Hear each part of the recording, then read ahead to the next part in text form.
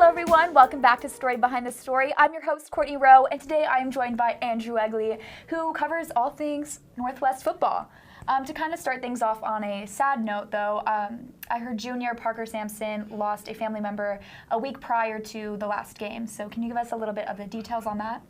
Right, so Parker's older half-brother died in what he called a tragic accident, and I didn't really know about it until after the game, actually, because he had written on his shoe, it said like Fly High Jaybird, and he had the name and the date and stuff like that on there. And then he went out there and kicked a 53-yard field goal his career long. And we were talking to him after the game, and I said, I got to ask, like, what's that about? And he told us that his family was kind of going through a rough time dealing with the loss of his older half-brother. But I mean, yeah, he did that, and then he went out there and he kicked 4 field goals. He accounted for 12 points in a game that Northwest won by 11. So he kind of had one of the biggest performances of his career in the aftermath of what was obviously a tough time for him and his family. So sorry for your loss, Parker. Everyone keep him in your thoughts.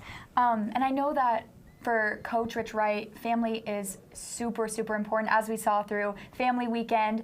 And I know he really emphasized this motto, especially with Parker. Mm-hmm. So can you kind of elaborate on how he kind of did that to his team? Right. Anybody that knows anything about Northwest football knows that they talk about family all the time. And then on Monday of this week after practice, or they kind of rearranged practice because Coach Wright found out that there was going to be a memorial service for Parker's older brother in Platte City, which is about an hour south of Maryville. So they moved practice around to end it early, and they had like a bunch of logistics to figure it out, and they took the entire team, 2 busloads of players to Platte City for that memorial service, and they just were there to support him. And he said the look on their family's faces like kind of made it all worth it, and he'd hoped that it was pretty powerful.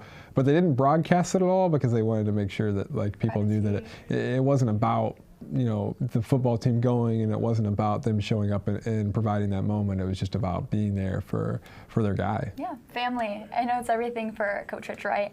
And I know that they did actually win this game, but Wright said that it wasn't their best performance necessarily. Mm-hmm. So can you give us a little bit of a rundown on how the game went?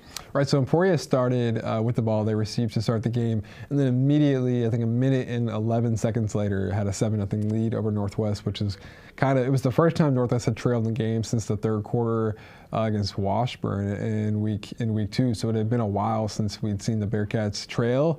And then it was kind of back and forth from there. I mean, I think Emporia took a 10-0 lead, and then Northwest kind of responded. It was 12-10, and then it was 17-12 at halftime with Emporia taking the lead. And then they came out in the third quarter, and Northwest kind of got going, but they weren't really being dominant. Mm-hmm. And a lot of it really came down to what Parker was able to do.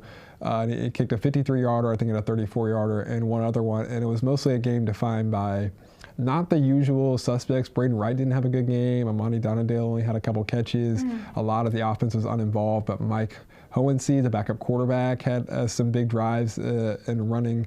They kind of used him as a wild card option running. So it was mostly defined by like a late comeback, and overall they just didn't play that well against a team that probably should have played a better game against it, and Wright said that himself after the game. I know one of the things that stuck the most with me that Wright said was that despite all of these minor slip-ups and mistakes, that they were still able to pull through and get to that win, right, which was honestly the most important thing for him, mm-hmm, which for me personally kind of hit home, and I know it can relate to a lot of people as well, but just because you're having kind of a rough day or you're having some mistakes or things aren't going the best, mm-hmm, you can still overcome those and get to the winning goal, right, and make the most of what you have. So mm-hmm, that was something that for me personally kind of stuck with me. But moving on, so I know Arrowhead's coming up on Saturday, and I just kind of want to know, what are the players feeling? What is Wright feeling? What can you tell us about that? So it's the first time Northwest has played in Arrowhead since 2017, so most of the roster, and at least most of the roster that's going to be on the field and making plays, has not played in Arrowhead. So Wright said that they're going to take a walkthrough on Friday, just trying to get all the awe out of it, mm-hmm, and kind of get the jitters out, and just for all the players to take it in, because I mean they're playing an NFL stadium, which is not an opportunity a lot of college athletes, specifically at the Division II level, get the opportunity to do.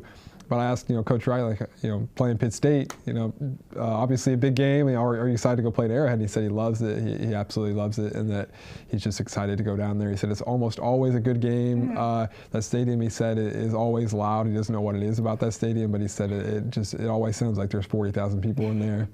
I can't wait to see how they play. Yeah, it'll be interesting, and I think the players will kind of have to adapt to it. But then, I mean, both teams are going to have to adapt to the atmosphere, and it'll be interesting.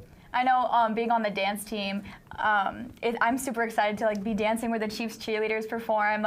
It's going to be super exhilarating. Right. I can only imagine how they feel. So I'm very excited for it. But as a reporter, what are your thoughts? You get to report on the field. Tell me about how you're feeling. Well, I've been a Chiefs fan since I was -3 years old. So just to be able to go out there and be a reporter on that field and up in the press box is going to be, probably one of the coolest things I've done, especially this season covering football. I mean, it'll be just you're in Arrowhead Stadium doing your job. I mean, you're getting paid to be there. It's just kind of, I don't think it's hit me yet. I think it'll hit me maybe when I'm reporting. I'll realize how cool it is, but I'm pretty excited. Well, I can't wait to hear all about your experience at Arrowhead, and I can't wait to see what you report on.